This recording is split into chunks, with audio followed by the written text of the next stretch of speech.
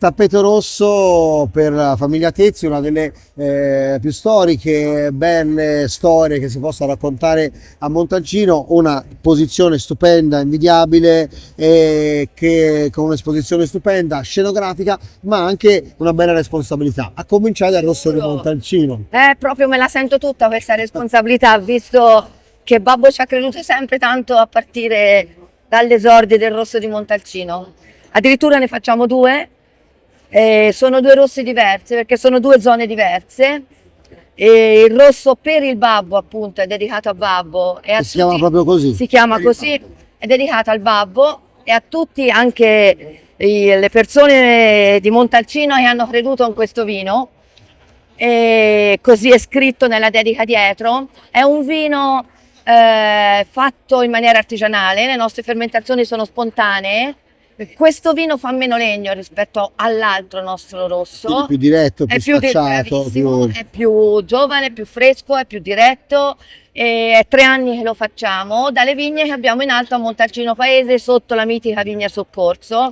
Fa 14-16 mesi di affinamento, di cui 4 sole in botte da 10 ettolitri, poi cemento e acciaio. proprio da preservarlo questa gamma di freschezza. Invece l'altro è il rosso condennato come è nato, cioè il rosso è nato nel 1984 per un'esigenza pratica diciamo anche economica, prima a Montalcino, di avere soldi, fra virgolette, perché il Brunello stava in cantina 5-6 anni e a quei tempi la Montalcino era fatta un po' diversa, si aveva bisogno anche di soldi di liquidità, quindi si vendeva il Brunello prima del tempo previsto dell'affinamento, dopo 1 anno o 2 di botte, e così noi continuiamo a farlo, lo facciamo 24, quindi esce ora, dopo 1 anno di botte grande, fermentazione in tini di legno troncoconici, come il Brunello Poggio Cerrino, quindi viene dalle vigne vecchie della zona nord, quindi un'importanza perché è un cru, dalle nostre vigne più vecchie. Appunto una lunga maturazione, 1 anno, 1 anno e mezzo in botte grandi di Rovere di Slavonia, quindi è sicuramente un rosso più importante. Delle volte è quello che si dice un Brunellino, a qualcuno non piace questo non nome, si può più dire, il consorzio ha deciso di no. Vabbè, te lo puoi allora, dire, hai la dispensa, va te lo bene, puoi meno dire, male. non ti preoccupare.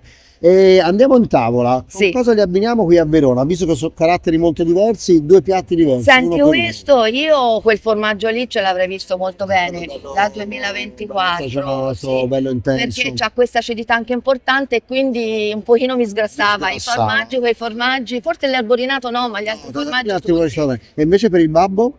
Questa è anche una 2023, ci vuole una cosina un pochino, un'annata anche più caldo. Questa è più forse ci poteva stare anche un risotto all'amarone o anche lo stracotto, Anche per lo quello stracotto, che c'è stasera, sì. Per quello che c'è stasera. Bella versatilità, bella facilità. Grazie mille, Ciao. Monica. Ciao.